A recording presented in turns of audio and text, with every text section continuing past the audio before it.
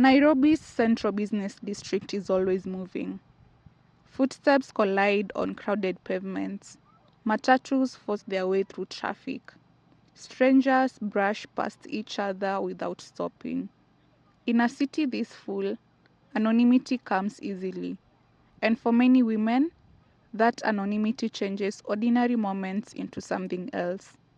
Something not loud, not dramatic. Something that happens quickly and disappears into the noise of the city.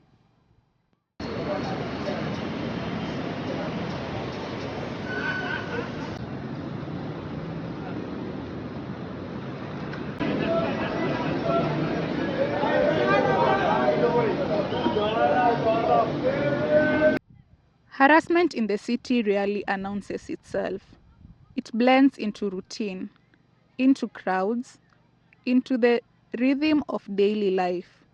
A moment you are expected to ignore, something you're told is normal, something you're expected to move past.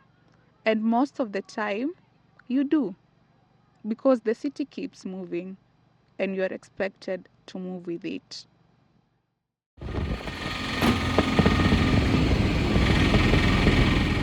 So now when you're emceeing a wedding, so before you get to the stage, you hyped up people, the bride is about to come.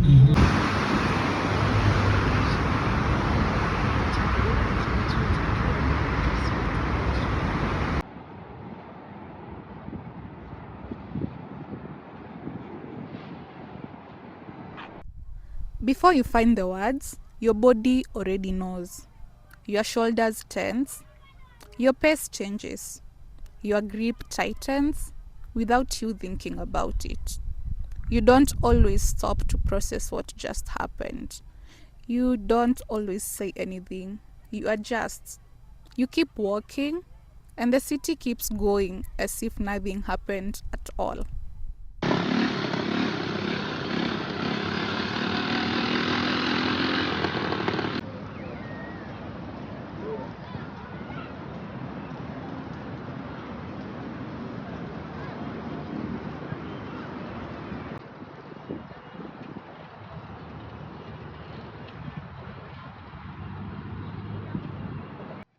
When women talk about these experiences, they are often met with the same responses. It's not a big deal. It happens everywhere. Just ignore it. But small things don't stay small.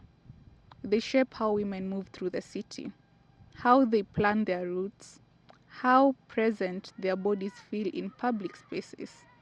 What gets dismissed as ordinary quietly reshapes daily life.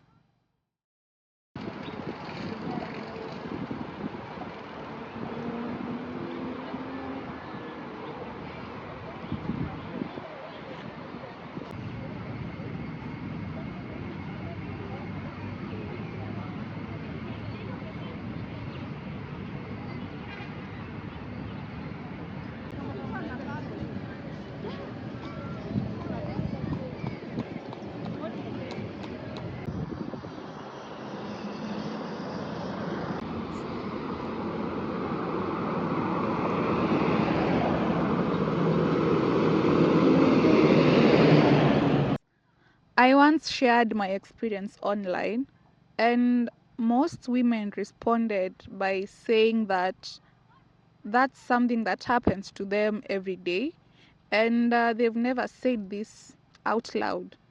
And that silence, the hesitation to name these moments, is part of why they persist. Because when experiences remain unspoken, they remain easy to overlook.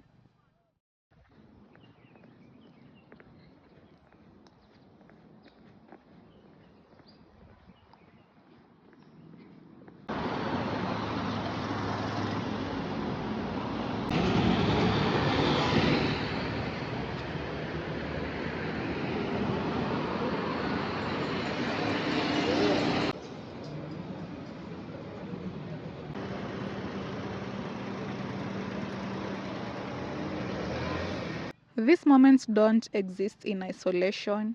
They exist within systems that fail to protect women in public spaces. within cities that expect adaptation instead of accountability. Women are asked to be alert, to be cautious, to be resilient, but resilience should not be the cost of simply existing in public.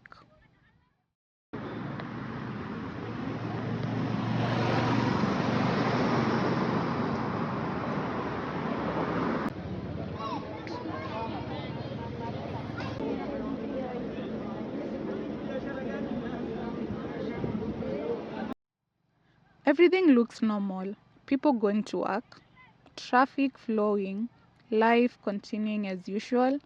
That's what makes this story easy to miss. When harm blends into routine, it becomes invisible, and women learn to live around it quietly.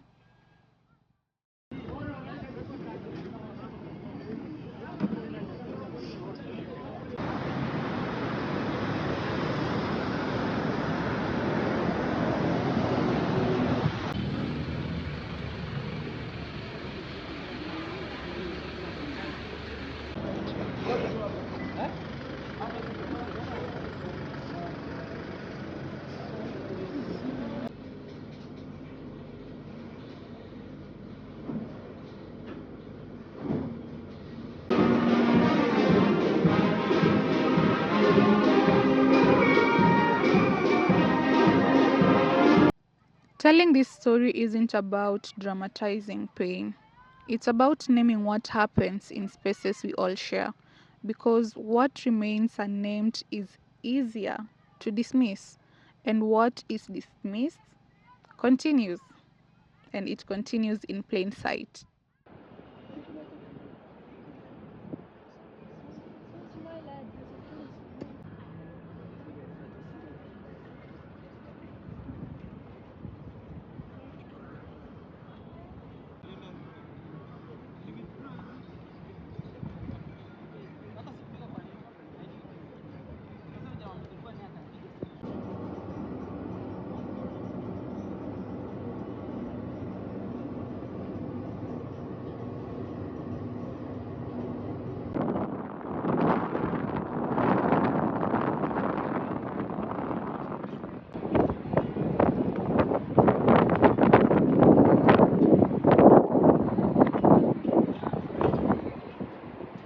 Nairobi is not an exception.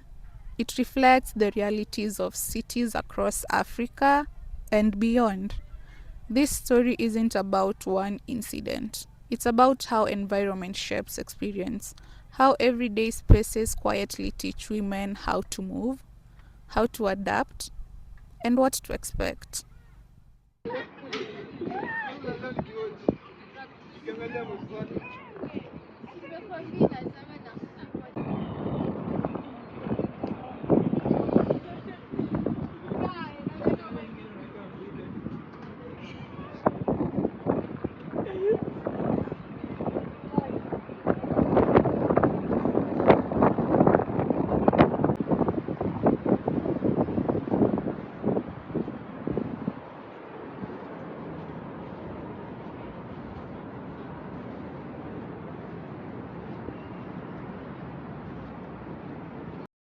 If this feels familiar, you're not alone.